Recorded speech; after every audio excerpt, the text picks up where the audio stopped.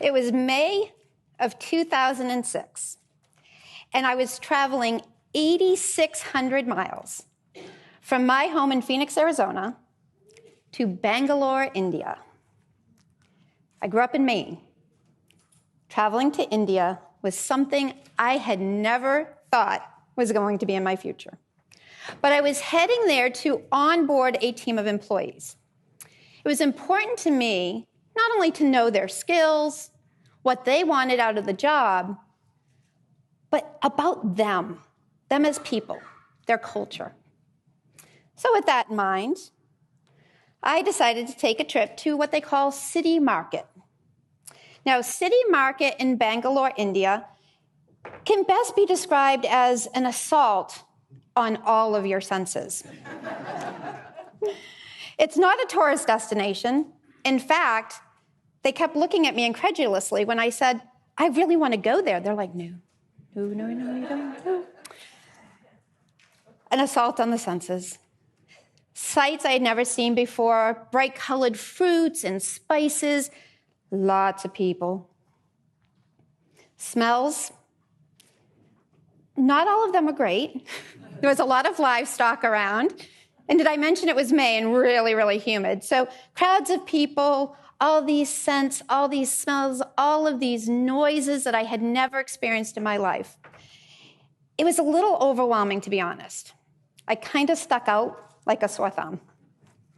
So when I spied over in the corner of the market, this alcove, this concrete alcove, that not only offered some shade, but it also offered a beautiful visual. See, it was in this basement-like structure that the ladies were sitting there, stringing flowers together, making leis for the temple. These colors in these flowers was absolutely amazing. And the smell of the jasmine in the air was incredible. And they sat there and they delicately strung these together. And as I was walking by and looking at them, one woman caught my eye. You see, she caught my eye because she was probably older than my grandmother. And I thought, oh, my gosh, she's sitting on that hard concrete floor, little bent hands, stringing these flowers for rupees. Wow, she had no teeth. She had probably nothing. So I unzip my very fancy fanny pack, as American tourists do, and I pull out my rupees. She doesn't speak English. I don't speak Hindi. So the international sign for, hey, I want to buy your things, right? And she looks at me up and down, and she goes, devastated. I'm so embarrassed that I'm backing away from her into my guide, and I say, Danny, my guide, I did something to offend her. Can you please go make it right? So he walks over, he has a little conversation with her, and then he waves me over. And she gets up, and she picks the most beautiful jasmine lei I've ever seen. And with her arthritic hands, she pins it in my hair. And again, unzip the fanny pack. And I said, I don't understand. Danny said, Belinda, you picked her. You honored her by wanting her flowers.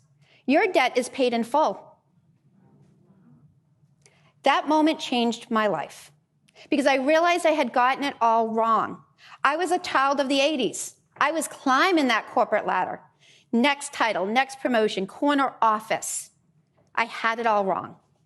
I was defining my value by what I earned and not by who I was serving. When we put money before honor, we're only going to get so far. But when we truly serve from our hearts, the people who honor us with their time, their trust, their money, we will be abundantly rich. I have a journal from that time in India. When I open that journal, I see that lei preserved. Flowers are now brown and wilted, but they are my constant reminder of a woman who had nothing, yet was the wealthiest person I have ever met in my life. Made a lot of changes in my life after that. I left India a new woman. my heart full, my mind full, and actually my arms were full too. Because not only did I go home and quit my job, I went home with a dog I had adopted off the streets of Bangalore. And he was my reminder as well of what we can do in this world. So I would leave you with this: service over sales, honor over hustle, and most importantly, people over profits. Thank you.